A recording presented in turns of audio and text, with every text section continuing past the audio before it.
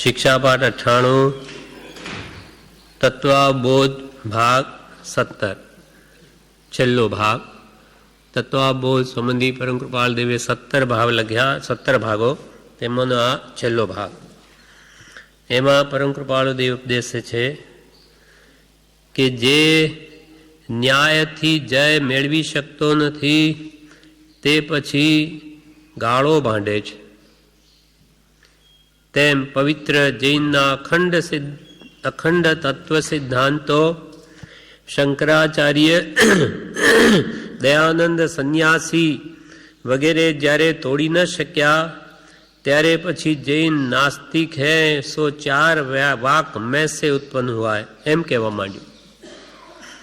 વાલે એમ કહે કે કોઈ પણ વ્યક્તિ જ્યારે ન્યાયથી જીતી ન શકે એટલે પછી અન્યાયથી જય મેળવવાની કોશિશ કરે છે.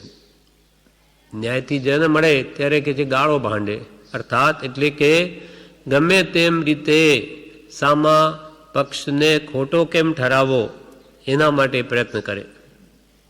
જે ન્યાયથી જય મેળવી શકતો નથી તે પછી ગાળો ભાંડે છે. તેમ પવિત્ર જૈનના અખંડ તત્વ સિદ્ધાંતો, અખંડ ત્રણેય કાળમાં જે સિદ્ધાંતો ફરે નહીં, કેમ કે કેવળ જ્ઞાનથી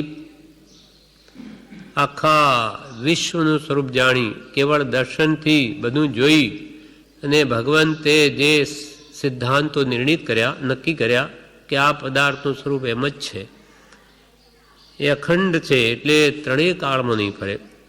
અનંતકાળ પહેલાં તીર્થંકરોએ જે કહ્યું તે જ આજે પણ ભગવાન મહાવીરે ઉપદેશ્યું. કેમ કે પદાર્થોનું સ્વરૂપ જે કેવળ જ્ઞાનીઓ જુએ એમાં કોઈ કાળે ફરક ન પડે. કેમ કે જગત અનાદિ અનંત છે. અનાદિ કાળ પહેલાં શું હતું, અનંતકાળ પછી શું થશે, એ બધા તીર્થંકરો સંપૂર્ણ જાણે છે.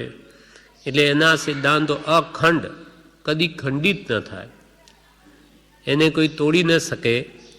એટલે જ્યારે આવા પવિત્ર જૈન તત્વજ્ઞાનના સિદ્ધાંતો એ તોડી ન શક્યા એટલે પછી કે શંકરાચાર્ય કે દયાનંદ સરસ્વતી વગેરે, ત્યારે પછી એમ કહેવા માંડ્યું કે જૈન તો નાસ્તિક હૈ, કેમ કે ઈશ્વરને જ નથી માનતો. સો ચાર વાક મેં સે ઉત્પન્ન હુઆ હૈ. ચાર વાક તો સાવ નાસ્તિક છે કે એને તો જીવ તત્વ, અજીવ તત્વ અથવા જીવ જ નથી, આત્મા છે જ નહીં, કોઈ પાપ પુણ્ય વગેરે કંઈ જ ન માને. જ્યારે જૈન દર્શન તો બધું માને. ચાર વાક ઈશ્વરને ન માને. નાસ્તિક મત એ તો કે પંચભૂતમાંથી આત્મા ઉત્પન્ન થયો અને આ પાંચ ભૂતરૂપા શરીર જ્યારે નાશ પામે એટલે આત્મા પણ નષ્ટ થઈ જાય. એ પાપ પુણ્યને પણ માનતા નથી. ચાર વાક વાળાઓ તો એમ કે કંઈ જ નહીં, તમારું બળ હોય એટલો ભોગવી લો. ઋણમ કૃત્વા ઘૃતમ પીબેત, ઋણ કરીને પણ ઘી પીઓ, કેમ કે પરભવમાં કંઈ પાછું આપવાનું છે નહીં. એવી જેની માન્યતા છે, જ્યારે ભગવાન તીર્થંકરો એમ કદી કહ્યું નથી. એ તો ઈશ્વરની માને છે, ઈશ્વરને જગત કરતા નથી માનતા. પાપ પુણ્ય, આશ્રવ, સંબર, બંધ, મોક્ષ, રિજરા બધા તત્વોને માને છે. તો એ ચાર વાકમાંથી ઉત્પન્ન થયેલું કેમ કહેવાય? એટલે પણ એ લોકો વિતરાગ દર્શનને શાંતિથી, ઊંડાણથી જોયું જ નથી. વિચારે તો બધું ખબર પડે, પણ વિચારે જ નહીં કે આમાં શું કહ્યું છે. તેથી આમ ઉપલક એમ જ કહી દીધું કે જૈન તો નાસ્તિક હૈ, કેમ કે ઈશ્વરને નથી માનતા, અને એ તો ચાર વાક મેં સે ઉત્પન્ન હુઆ હૈ. નાસ્તિકો જેમ ઈશ્વરને ન માને તેમાંય કહી દીધું કે આ જૈન ક્યાં ઈશ્વરને જગત કરતા માટે એ નાસ્તિક. હવે જ્યારે ગુરુ થઈને આવું કહે એટલે એના શિષ્યો ક્યાંથી ઊંડાણમાં ઉતરે કે ભાઈ આપણા ગુરુ તો બધું જાણે, એટલે એ તરફ એ લક્ષ પણ ના આપે. એમ કહેવા માંડ્યું. પણ એ સ્થળે કોઈ પ્રશ્ન કરે કે મહારાજ, એ વિવેચન તમે પછી કરો, એવા શબ્દો કહેવામાં કંઈ વખત વિવેક કે જ્ઞાન જોઈતું નથી. કૃપાલ એમ કહે કે એ કહેનારા એવા સાધુ સંતોને પહેલાં એમ પૂછો કે મહારાજ એ વિવેચન તમે પછી કરો જૈન નાસ્તિક છે કે નહીં, પણ કેમ કે આમ માત્ર નાસ્તિક કહેવામાં કોઈ વખત નથી લાગતો. બે હોઠ ભેગા કરો તમે કહી દીધું નાસ્તિક છે, અથવા એમાં કંઈ વિવેકની પણ જરૂર નથી, તમારે તો ગમે તેમ બોલવું છે, હિત હિત ક્યાં કહેવું છે, હિતરૂપ છે કે નહીં, વાસ્તવમાં એમ છે કે નહીં. એટલે આવું માત્ર નાસ્તિક કહી દેવામાં કંઈ વખત લાગતો નથી, કે એમાં કંઈ વિવેકની પણ જરૂર નથી, કે એમાં જ્ઞાન પણ જોઈતું નથી કે ભાઈ આ સાચું છે કે ખોટું છે, સમ્યક છે કે મિથ્યા જ્ઞાન છે, એ પણ ક્યાં વિચારવું છે. તો કે આવી વાત તમે પછી કરો મહારાજ, એ વિવેચન તમે પછી કરો. એવા શબ્દો કહેવામાં કંઈ વખત વિવેક કે જ્ઞાન જોઈતું નથી. પણ આનો ઉત્તર આપો કે જૈન વેદથી કઈ વસ્તુમાં ઉતરતો છે એ તો કહો. કે ભાઈ અમારો વેદાંત ધર્મ તો એટલો ઊંચો કે જુઓ એના એક એક તત્વ જુઓ, અને તમારા જૈન દર્શનમાં એવું ક્યાં છે, એમ એક એક વાત સમજાવો તો ખરા. એમ એ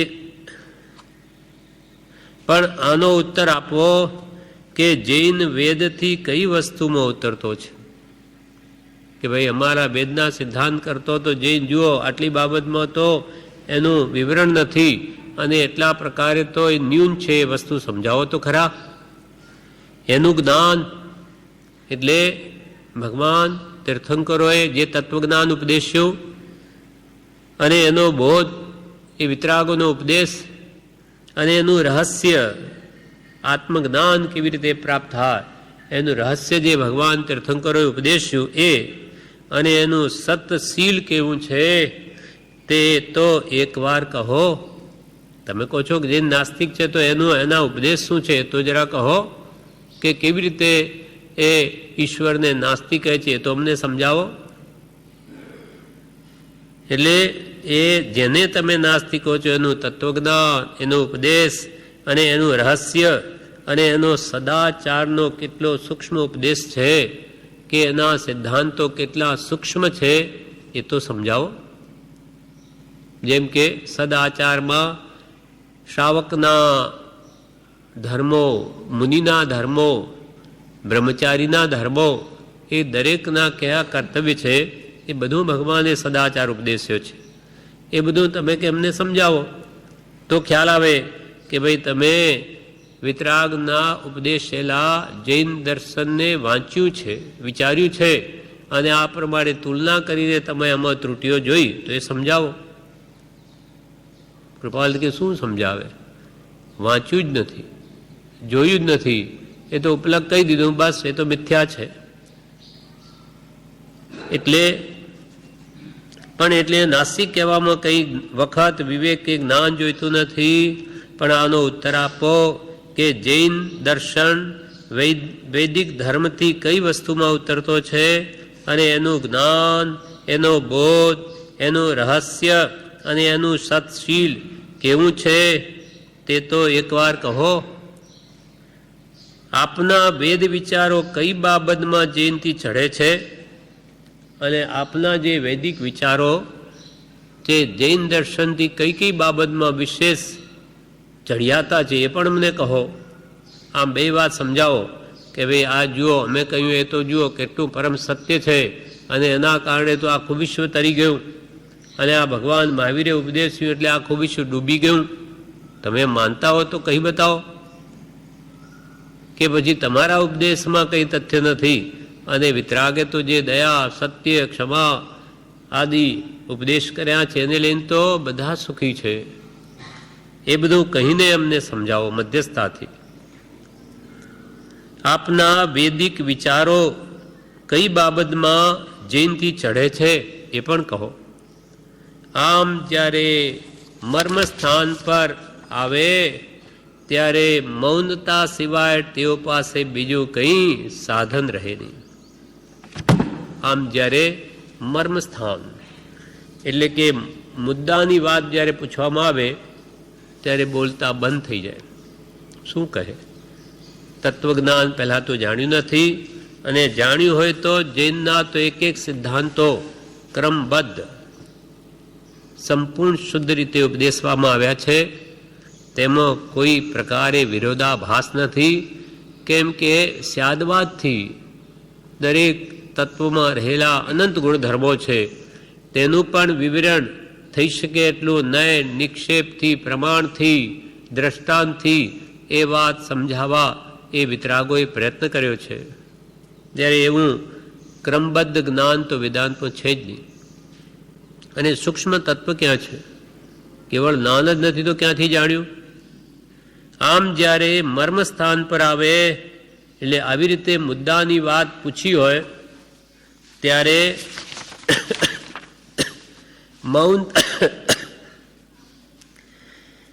મૌનતા સિવાય તેઓ પાસે બીજું કંઈ સાધન રહે નહીં. મૌન થયા સિવાય એની પાસે બીજો કોઈ ઉપાય રહે નહીં. કેવા ખાતર બધું કહી દે છે, વાંચે પણ નહીં, અર્થાત પોતે પણ સતને પામે નહીં, અને કોઈ પામતો હોય તેને પણ આવી ભ્રમ ભૂરકી નાખી તેને પણ રોકી દે, એને પણ સતમાર્ગે આગળ વધવા ન દે. એક દ્રષ્ટાંત છે. બુદ્ધિસાગરજી મુનિ હતા, સાધુ, ને શિવજી મઢનાવાળા જે છોકરાઓને ભણાવતા પાલિતાણામાં, પછી પ્રભુશ્રીનો ભેટો થાય છે પાલિતાણામાં, ત્યાં પણ એમની સેવા કરે છે, પછી આશ્રમમાં પણ આવે છે. અને એમને એકવાર બુદ્ધિસાગરજી મહારાજે એમ કહ્યું કે તમે આ શ્રીમદનું વાંચન કરવાનું મૂકી દો. હા, શ્રીમદજીનું વાંચવાનું મૂકી દો એમ પાલિતાણામાં બુદ્ધિસાગરજીએ આ શિવજી મઢાવાળાને કહ્યું. ત્યારે એમનો જવાબ કેવો માર્મિક હતો કે મહારાજ, તમે એમ કરો કે તમે એક એવો ગ્રંથ લખો કે પછી બધા તમારું જ વાંચે, પછી શ્રીમદજીના ગ્રંથને તો કોઈ હાથમાં નહીં લે. તમે એવો ગ્રંથ લખો પછી કહેવું જ ન પડે, બધા તમારું જ વાંચશે, શ્રીમદજીનું નહીં વાંચે. ત્યારે તરત જ બોલતા બંધ થઈ ગયા. એક પત્ર શું, એક વાક્ય પણ લખો શ્રીમદજી જેવું, ક્યાંથી લખે? અંદરમાં કંઈ હોય જ નહીં તો બહાર ક્યાંથી આવે? કૂવામાં હોય તો અવાડામાં આવે, કૂવો જ ખાલી હોય તો ક્યાંથી બહાર આવે? એમ જ્યારે મર્મસ્થાન રહસ્યભૂત વાત મુદ્દાની પૂછે એટલે બોલતા બંધ થઈ જાય. એમ તમે આ સાચું છોડી દો, અર્થાત તમે આ કરો નહીં તો અમારે શું કરવું? તો તમે એવું લખો ને એવું સુંદર, પછી ક્યાં શ્રીમદજીનું કોઈ વાંચે? પણ કોને આવડે છે લખવાનું?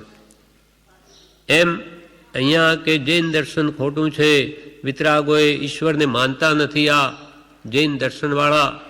પણ કેવી રીતે નથી માનતા એ તો વિચારો. શું ઈશ્વરને નથી માનતા? તો પછી શું કરે છે એ લોકો? એ તો કહે છે કે ઈશ્વર છે જ, અને વેદાંતમાં એમ કહે કે એક જ ઈશ્વર છે. જ્યારે જૈન દર્શન તો એમ કહે છે કે આ બધા જ ઈશ્વર છે, દરેકમાં આત્મા સ્વતંત્ર રૂપે રહેલો છે. એક ઈશ્વરની અનંત ઈશ્વર છે. જેનો આત્મા રાગ દ્વેષ અજ્ઞાનથી મુક્ત થાય તે પોતે જ ઈશ્વર બની જાય છે. જ્યારે વેદાંતમાં એક જ ઈશ્વર માને, બધી એની સૂર્યની જેમ એક સૂર્ય એની કિરણો લાખો, તેમ આ બધા એક જ ઈશ્વરના અંશ છે. જ્યારે વિતરાગ એમ નથી માનતું. એ તો કે દરેક જીવ સ્વતંત્ર છે. કે એક મોક્ષે ગયો, તમારા વેદાંતના સિદ્ધાંત પ્રમાણે તો એક મુક્તિને પામે તો બધા મુક્તિ એ જવા જોઈએ. જેમ સૂર્યાસ્ત થાય ત્યારે એક કિરણ જ ભેગું થાય કે લાખો કિરણો ભેગા થાય? બધા જ ભેગા થઈ જાય અને સૂર્યાસ્ત થઈ જાય તો એક મુક્તિને પામ્યો તો બધા પામવા જોઈએ. પણ અહીંયા તો દરેકનું અસ્તિત્વ ભિન્ન ભિન્ન છે. આત્મા એક નહીં, અનંત આત્માઓ છે. ઈશ્વર એક નહીં, પણ અહીંયા તો અનંત ઈશ્વર થઈ શકે, કેમ કે નિશ્ચયને પ્રત્યેક આત્મા પરમાત્મા સ્વરૂપ છે. જે પોતાના આત્માની શુદ્ધિ કરશે એને અષ્ટકર્મથી રહિત કરશે તે પોતે જ ઈશ્વર બની જશે.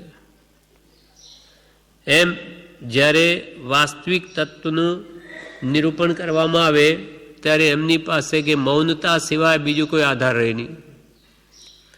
ત્યારે મૌનતા સિવાય તેઓ પાસે બીજું કંઈ સાધન રહે નહીં.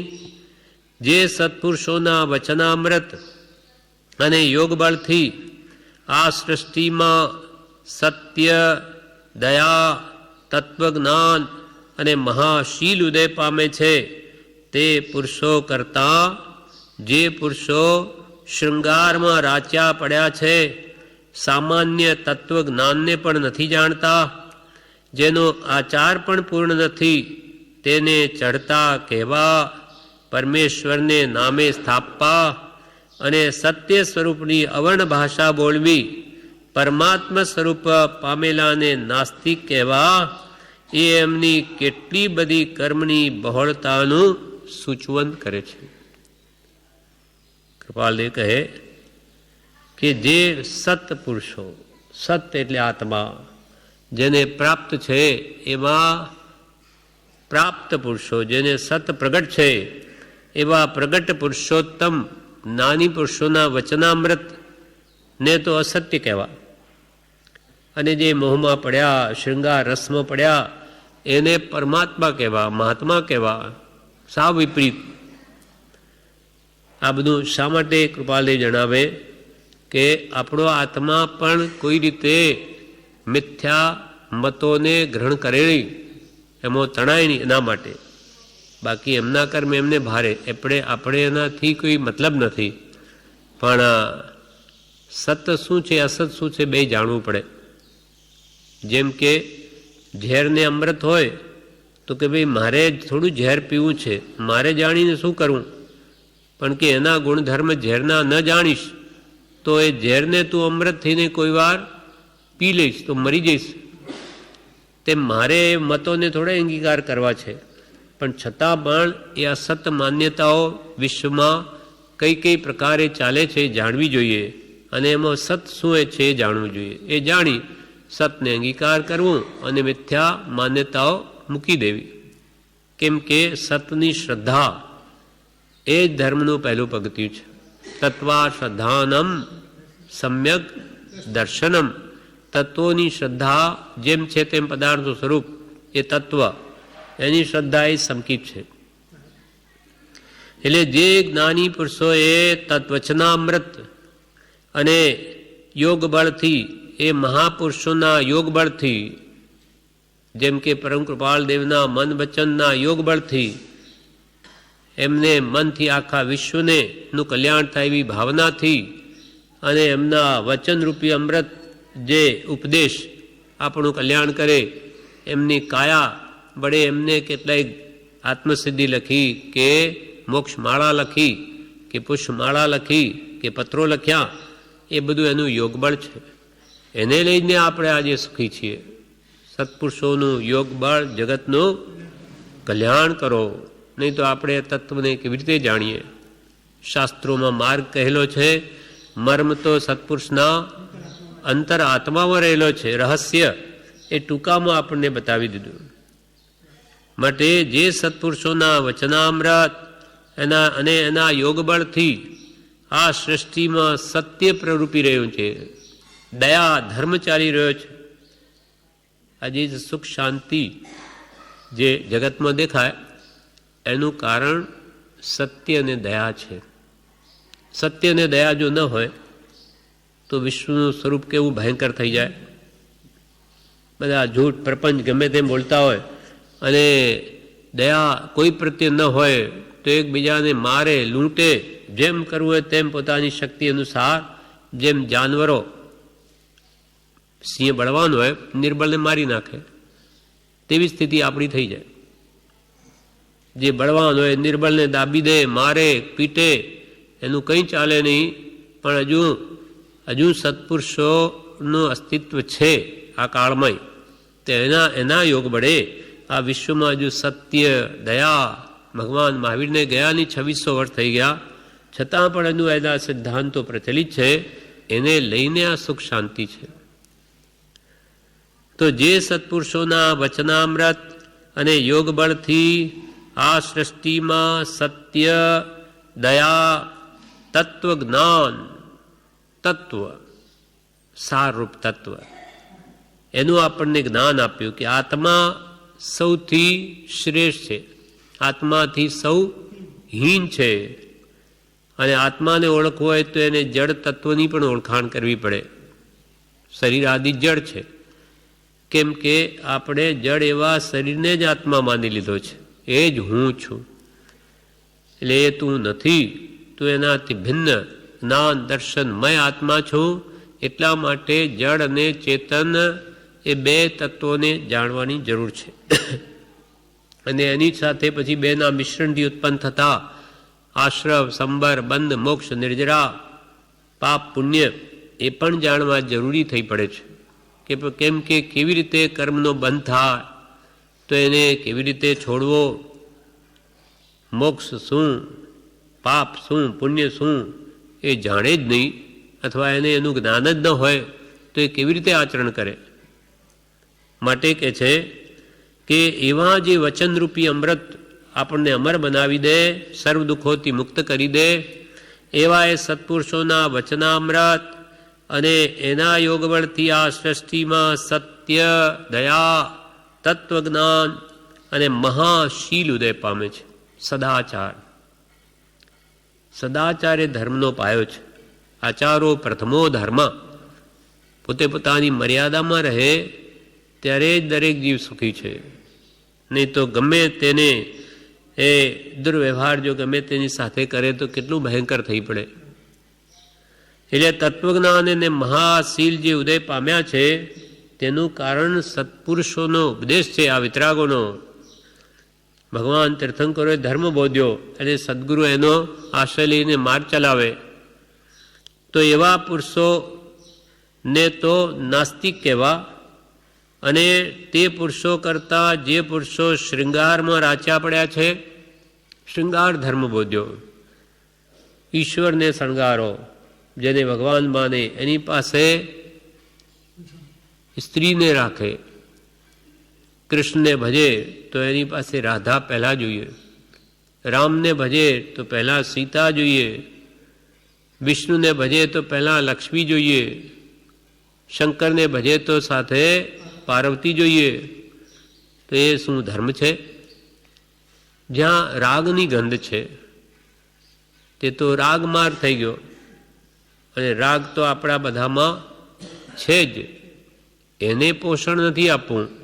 રાગથી તો આપણે આખું વિશ્વ દુઃખી છે. અને આવા જ પાછા ધર્મો માનીને એને જ પોષણ આપીએ તો સુખ ક્યાંથી મળે? એટલે આ પ્રત્યક્ષ ચિહ્ન દેખાય છે. આવો શૃંગાર માર્ગ, એને પાછા કપડાં પહેરાવવા, દાગીણા પહેરાવવા અને પાછા ઉપરથી ઈશ્વર માનવા, તો પછી આખું જગત ઈશ્વર રૂપ જ છે. દરેકના ઘરમાં ગ્રસ્તોની સ્ત્રી હોય એ પણ કપડાં કે દાગીણા વગેરે પહેરે તો પછી ઈશ્વરને એમાં અંતર શું થયું? એમ શૃંગારમાં ધર્મ બોધવો, એને થાળો ચઢાવવા, ભોજન વખતે 56 ભોગ કરવા, લગાવવા, પછી પોતે જ ખાઈ જવા, આ બધા ધર્મના નામે કેવું ધતિંગ ચાલે. અને ઉપરથી પણ એને પરમાત્મા માનવા. આવા વિતરાગ પુરુષો કરતાં જે પુરુષો શૃંગારમાં રાચ્યા પડ્યા છે, પાછા ધર્મના નામે હવે આ દિવસે આ ગરબા વગેરે નવરાત્રિના વધ્યા કે જેમાં પુરુષો સ્ત્રીઓ નવા નવા કપડાં પહેરી સાથે રાસ જાણે રાસલીલા રમીએ. નામ ધર્મનું આપી દીધું અને પોષે મોહ, આસક્તિઓ અનાદિની અંદર પડી એ મોહને જ પોષણ આપવું અને નામ કે અમે તો ધર્મ કરીએ છીએ. ધર્મ કરો છો કે ચીકણા કર્મ બાંધો છો એ વિતરાગો જાણે છે. કે ભગવાને કહ્યું કે આ તો બધો મોહ તો પડેલો, એને આવા વૃદ્ધિના સાધનો આપવાથી તમારો આત્મા શાંતિ ન પામે, એ તો વધારે ઉકળાટવાળો મલિન થાય. એટલે આવા પુરુષો વિતરાગ કરતા જે પુરુષો શૃંગારમાં રાચ્યા પડ્યા છે, સામાન્ય તત્વજ્ઞાનને પણ નથી જાણતા, સામાન્ય પણ વિતરાગના ઉપદેશને નથી જાણતા, જેનો આચાર પણ પૂર્ણ નથી, પોતાનો વર્તન પણ શુદ્ધ નથી, પોતે ગુરુ કે પરમાત્મા સ્વરૂપ કહેવડાવવા છતાં જેનો આચાર પણ પૂર્ણ નથી, તેને તો ચડતા કહેવા. પરમેશ્વરના નામે સ્થાપવા અને સત્ય સ્વરૂપની અવર્ણ ભાષા બોલવી. જે સત્ય સ્વરૂપ છે, પ્રગટ પુરુષોત્તમ છે, વિતરાગ છે, રાગ રૂપ સ્ત્રીનો જેને સર્વથા ત્યાગ છે, દ્વેષરૂપ શસ્ત્ર જેને ક્યારને ત્યાગી દીધા, નહીં તો એ તો પાછા શસ્ત્રો પણ રાખે. એટલે હજુ તો એમના અંદર રાગ પણ છે ને દ્વેષ પણ છે. અને કોઈના દેવોના હાથમાં તો વળી જપમાળા છે, એટલે એનું મન પણ હજુ સ્થિર થયું નથી, અસ્થિર છે, અને છતાં એમને ભગવાન કહેવા. એને પરમેશ્વરના નામે સ્થાપવા અને સત્ય સ્વરૂપની અવર્ણ ભાષા બોલવી. જે સત્ય એવા પુરુષો જેના અંદર રાગ નહીં, દ્વેષ નહીં, જેને મારે તેને પણ તારે, કોઈ પ્રકારે સામો વાર કરે નહીં, જેનું મન અખંડ સ્થિર છે, ગમે એટલા અવસર કરે તો પણ ચલાયમાં નહીં થાય, આવા સત્ય સ્વરૂપને રૂપ પુરુષોની તો અવર્ણ ભાષા બોલવી. કે તો બધા નાસ્તિક, એ બધા આચરવાય નહીં, આટલું બધું હલાહાલ વિપરીત આચરણ કરવું. એટલે મોહી જીવોને તો પરમેશ્વરના નામે સ્થાપવા અને નિરાગી એવા સત્ય પુરુષોની અવર્ણ ભાષા બોલવી. એટલે પરમાત્મા સ્વરૂપ પામેલાને નાસ્તિક કહેવા.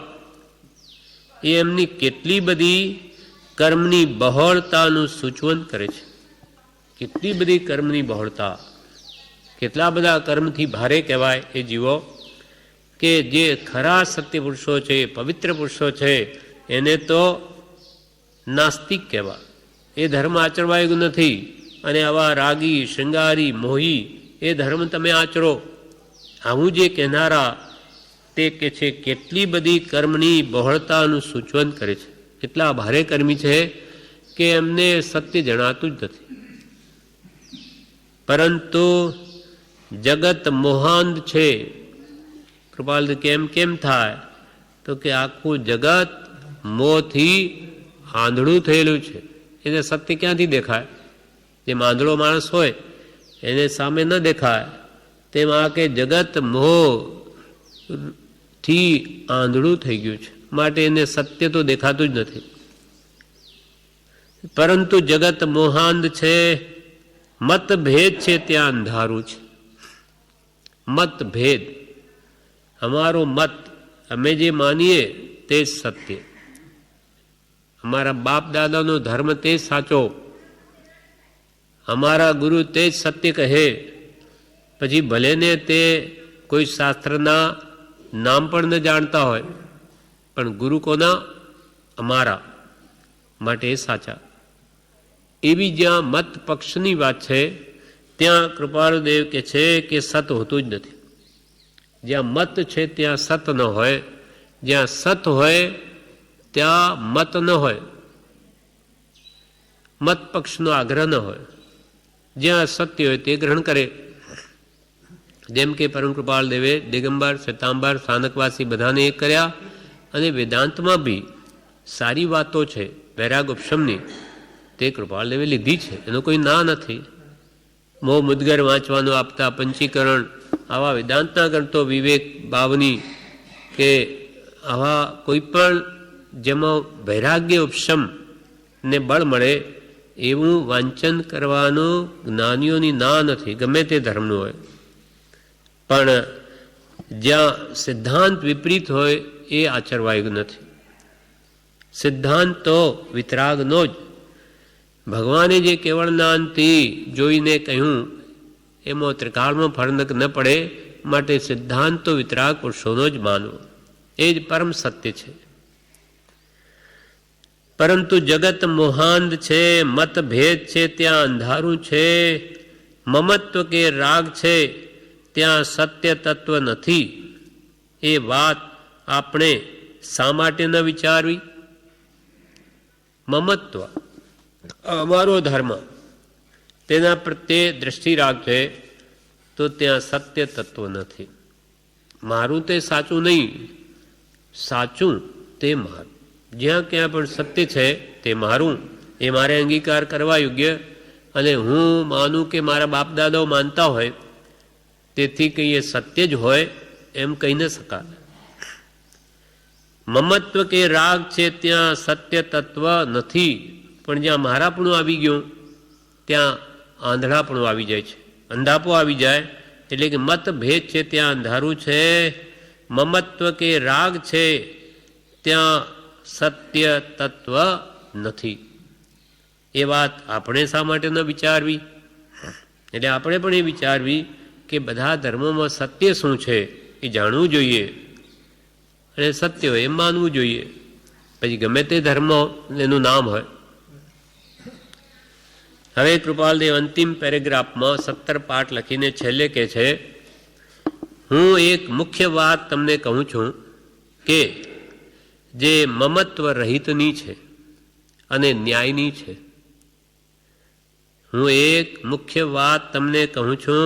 બધા પાઠોમાં ધર્મ આ તત્વજ્ઞાન સંબંધી ચર્ચા કરી લીધી, જે કહેવું હોય કૃપાલદેવે કહી લીધું. હવે અંતમાં કહે છે, હું એક મુખ્ય વાત તમને કહું છું કે જે મમત્વ રહિતની અને ન્યાયની છે, એમાં કોઈ મારાપણું નથી અને કોઈ અન્યાય પણ નથી.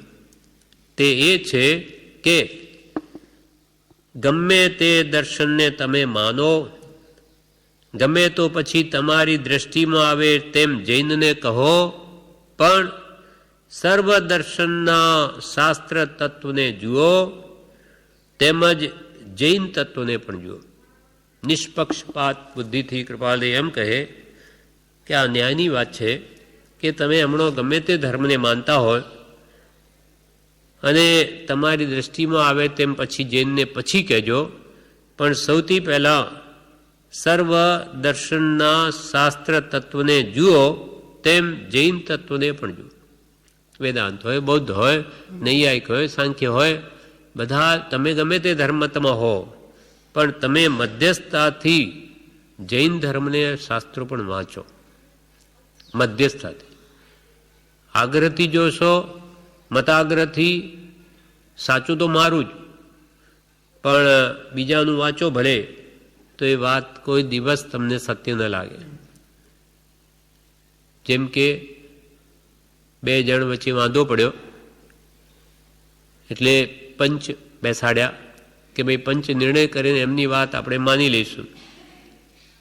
પણ જ્યારે પંચ બેઠા ત્યારે એક પક્ષવાળે એમ કહ્યું કે ભાઈ તમે બધા આવ્યા સારી વાત છે, પંચ મારા મા બાપ, તમે મારા મા બાપ, પણ એક વાત છે કે આ મેં જે ખીલી ઠોકી છે ને એ નહીં ખસે હો. પછી તમે કહો કે આ નિર્ણય કરો ને કે અહીંયાની તમારે આટલી જમીન એને આપી દો, એ નહીં થાય હો. બાકી તમે મારા મા બાપ, પંચ મારા મા બાપ, પણ મારી ખીલી નહીં ખસે, તો પછી અમને ભેગા કરવાનો અર્થ શું? એમ આ જીવ કે ભાઈ મત તો અમારો સાચો હો, પછી તમે બીજી ગમે તે વાત કરો તો બીજું વાંચવાનું અર્થ નહીં, વાત કરવાની. તમે તો તમારો આગ્રહ તો છોડતા જ નથી. એમ કૃપાલ કે મધ્યસ્થતા રાખો. તમે ગમે તે ધર્મને વાંચો તેમ મધ્યસ્થતાથી જૈન દર્શનના શાસ્ત્રોને પણ વાંચો.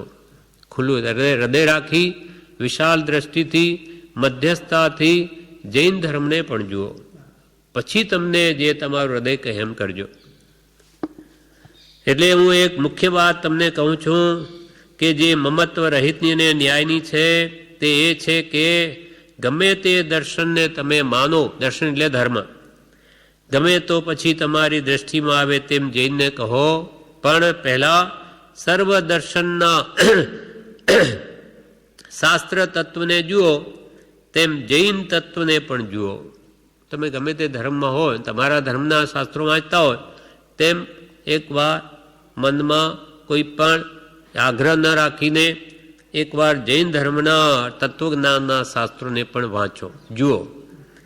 સ્વતંત્ર આત્મિક શક્તિએ જે યોગ્ય લાગે તે અંગીકાર કરો. પછી સ્વતંત્ર રીતે તમારો આત્મા જે તમને કહે બધું વાંચ્યા પછી તુલનાત્મક અધ્યયન કરી ને પછી આત્મિક શક્તિએ જે યોગ્ય લાગે તે તમે અંગીકાર કરો. મારું કે બીજા ગમે તેનું ભલે એકદમ તમે માન્ય ન કરો, પણ તત્વને વિચારો. કૃપાલ કે હું કહું એ પણ ન માનો, કે બીજા કહે એ પણ ન માનો, પણ તમે મધ્યસ્થતાથી બધું એકવાર વાંચો, વિચારો અને પછી નિર્ણય કરો તો એમાંથી સત્ય તરી આવશે.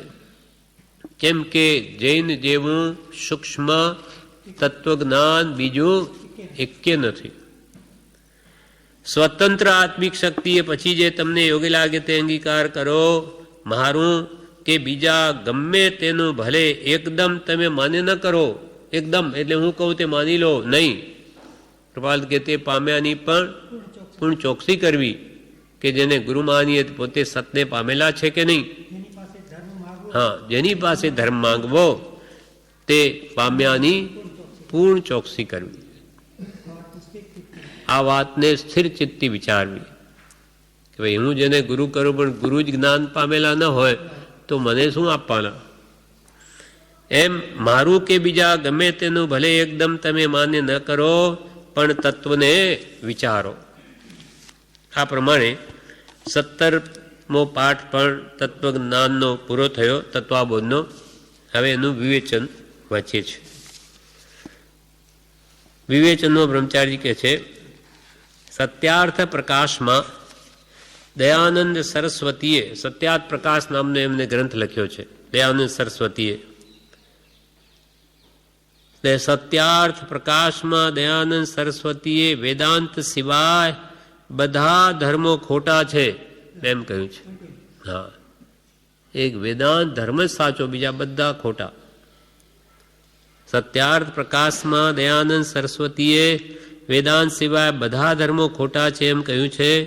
કૃપાલદેવ કહે છે કે એ રીતે જૈનને નાસ્તિક કહી ખંડન કરનારને પૂછી શકાય કે વેદાંત સાથે સરખાવતા જૈનનું તત્વજ્ઞાન, તેનો ઉપદેશ અને તેનું આત્મજ્ઞાન પામવાનું રહસ્ય એટલે ગુરુગમથી મળતો અનુભવ જૈનનો, અને તેનું સત્શીલ એટલે સદાચાર તે વેદથી કઈ વસ્તુમાં ઉતરતો છે અને વેદ કઈ બાબતમાં જૈનથી ચડતો છે એ બતાવો. આમ જ્યારે મર્મસ્થાન એટલે મુદ્દાની વાત પૂછીએ તો તેઓ જવાબ આપી શકે નહીં, કેમ કે સૂક્ષ્મ ઊંડું તત્વ ત્યાં છે જ નહીં, અને આ તો ઘણું જ ઊંડું તત્વ છે. ભગવાને એક એક વાત સ્પષ્ટ કરી છે, તો કે ત્યાં એ મૌન સિવાય એમની પાસે કોઈ બીજો ઉપાય રહે નહીં. આમ જ્યારે મર્મસ્થાન એટલે મુદ્દાની વાત પૂછીએ તો તેઓ જવાબ આપી શકે નહીં. તીર્થંકર, કેવડી વગેરે તથા પરંપરાએ થયેલા જ્ઞાની પુરુષો જગતના જીવોને અહિંસા, સત્ય, આત્મજ્ઞાન અને ગ્રહસ્થ તથા મુનિ દ્વારા પાળવાના મહાન સદાચારનો ઉપદેશ આપી સૃષ્ટિનો ઉદ્ધાર કરે છે. કે જે ભગવાન તીર્થંકરો, કેવડી ભગવંતો કે ત્યાર પછી પરંપરાએ અનેક જ્ઞાની પુરુષો થઈ ગયા, તે બધાએ જગતમાં અહિંસા ધર્મ પ્રવર્તાવ્યો છે. અહિંસા, કોઈને પણ દુઃખ ન આપવું, હિંસા ન કરવી. મન, વચન, કાયાથી, મનથી પણ કોઈનું બુરું નહીં ઈચ્છવું, વચનથી પણ એવું કોઈ વચન ન બોલવું કે તેથી સામા વ્યક્તિને ઠેસ પહોંચે, દુઃખ લાગે. કાયાથી પણ કોઈને ન મારવું. મન, વચન, કાયા એ પણ નવવિધ. મનથી કરવું નહીં, કરાવવું નહીં, અનુમોદવું નહીં. વચનથી કરવું નહીં, કરાવવું, અનુમોદવું નહીં. કાયાથી પણ કરવું નહીં, કરાવવું નહીં, અનુમોદવું નહીં. આવો 9 કોટી શુદ્ધ ધર્મ ભગવાન વિતરાગોએ ઉપદેશ્યો છે. નાનામાં નાના જંતુને પણ જેનાથી દુઃખ ન થાય એવો ભગવાનનો અહિંસા પરમો ધર્મ છે. એને સત્ય ઉપદેશ્યું. આત્મજ્ઞાન, આત્મા, તારો આત્મા જ પરમાત્મા જેવો છે, એને શુદ્ધ કર એવું આત્મજ્ઞાનના તત્વો ઉપદેશ્યા. અને ગ્રસ્ત અને મુનિ દ્વારા પાળવાના જે મહાન સદાચાર તેનો પણ ઉપદેશ આપ્યો કે જેના પાલનથી ગ્રસ્ત પણ સુખી છે, મુનિઓ પણ આત્મધર્મારાધી અને ઉત્તમ જ્ઞાન દશા પામીને શાશ્વત સુખ શાંતિ મોક્ષને મેળવે છે. તો આવો ઉપદેશ જેનો છે તેથી આખા સૃષ્ટિનો ઉદ્ધાર થાય છે. જે ભગવાન વિતરોગવના કહેલા ઉપદેશને આરાધે, આજ્ઞા આરાધે તે તો સુખી થઈ જાય આ ભવ ને પરભવમાં. આવો તો જેનો ઉપદેશ છે અને તે પુરુષો કરતાં અન્ય ધર્મના આચાર્યોને ચઢિયાતા કહેવા અને પરમેશ્વરને નામે સ્થાપવા અને જૈનની અવર્ણ ભાષા બોલવી એટલે કે જૈન ધર્મની નિંદા કરવી એ બહુ અજ્ઞાન છે. પક્ષા પક્ષી થઈ ત્યાં પછી સત્ય રહેતું નથી. મારું તે સાચું એમ કરે ત્યાં મમત્વ છે, સત્ય તત્વ નથી.